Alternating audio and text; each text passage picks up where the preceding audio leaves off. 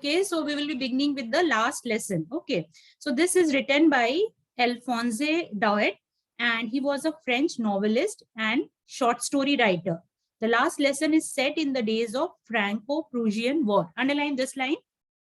Okay, the backdrop of this story is the Franco-Prussian War, which was held in 1870 to 1871, in which France was defeated by Prussia.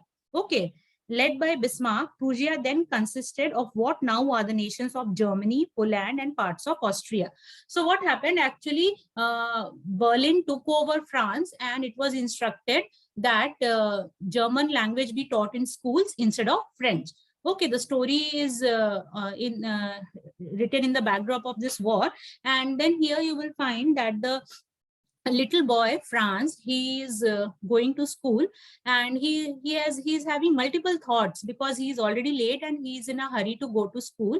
And then he sees a lot of people near the town hall. They are gathered and they are reading a notice, and he is bothered. He just he thinks that what kind of notice might be written there.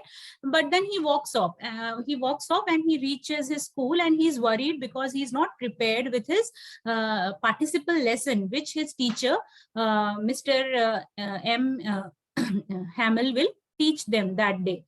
Well, he is worried of getting scolded. He is worried of being accused of being late. So he goes to school, but that day he finds his school very different from other days. Okay, because he says that he compares the that day with the other days, as in he sees that the school is very it's not at all noisy. Okay, like generally if you go to school in the morning, you will find a lot of noise. Students are settling in the classroom. There is the movement of chair, desks, everything. But that day everything was already settled. There was a strange kind of peace. So he was bothered by that, and then he had to walk to his seat in front of all the other students. That also bothered him, and he was embarrassed, because otherwise if there would have been noise, he would have directly gone in that commotion and sat in his school. So he was bothered by that. And then he sits down, and he then notices that his teacher is wearing a special dress, and he gets even more perplexed, because that dress is worn by the teacher only on the prize distribution day or any other special events. So he just keeps on thinking, and then suddenly the teacher announces that today is his last lesson, because because of the fact that Berlin has taken over France, and therefore they have decided that only German language will be taught in schools, not French. So that is like a shock to little Franz, and he cannot come to the terms with it. He just thinks that how is that possible, and then he realizes that why his teacher is dressed in a special attire, and he then suddenly starts liking his teacher, and he also starts appreciating the language French, which till now he hadn't. He was, you can say that he was a happy-go-lucky, lazy type of a student, and he was not bothered till now. But when he got to know that today was the last French lesson, he was disturbed, and suddenly he develops an interest in the language. And then you will see that the teacher also talks to the class, he addresses the class, and he patiently teaches, because the teacher also realizes that today is the last day and he might not meet any of his students in future. So the teacher also says that it is he accepts that it was his fault also not to take the subject and the language seriously and sincerely, and he also accuses the entire town of not taking interest in the language. And he tells that if we don't respect our mother tongue, people will make fun of us and we will be conquered like that, like what had happened. So this is about the entire lesson. Okay, please follow your book, page number 2. I started for school very late that morning and was in great dread of a scolding. So I see it has been started with the first person, and I here is the little Franz. Okay, and he was in great fear of getting scolded because he had not prepared his lessons. Especially Mr. M. Hamill had said that he would question us on participles, and I did not know the first word about them. So the teacher was, it was a kind of test, you can say, and he had not prepared, and he didn't even know what participles are. For a moment, I thought of running away and spending the day out of doors. It was so warm, bright.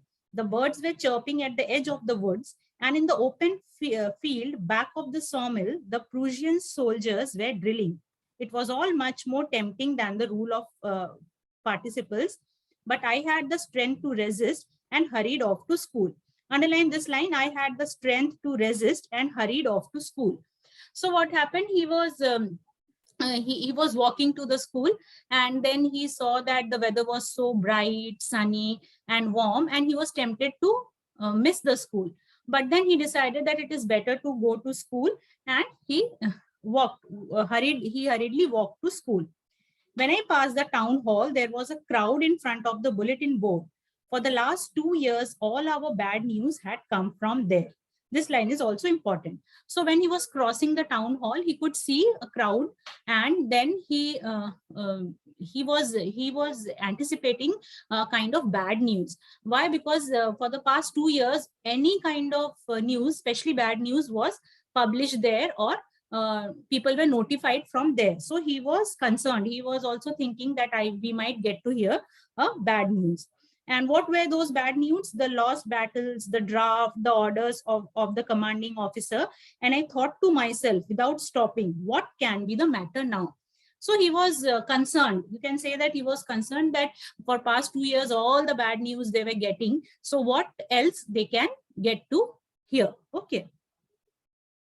Then as I hurried by as fast as I could, the blacksmith watcher who was there with this apprentice reading the bulletin called after me, "Don't go so fast, Bub, you'll get to your school in plenty of time." So while he was going, there was a blacksmith who just called him, and he was just having fun with him, that why are you going to school so quickly? You have plenty of time. Okay, this is ironical, because this is the last day of the school and last day of the French language to be taught, because there will be change. So that is a kind of irony. I thought he was making fun of me and reached M. Hamill's little garden all out of breath. So he thought that this person is making fun of me, and he ran to school, and he was just out of his breath. Usually when school began, there was a great bustle which could be heard out in the street. The opening and the closing of desks, the lessons repeated in unison very loud with our hands over our ears to understand better, and the teacher's great ruler rapping on the table. But now it was also still. So as I told you previously, that he is comparing the schools, just a second.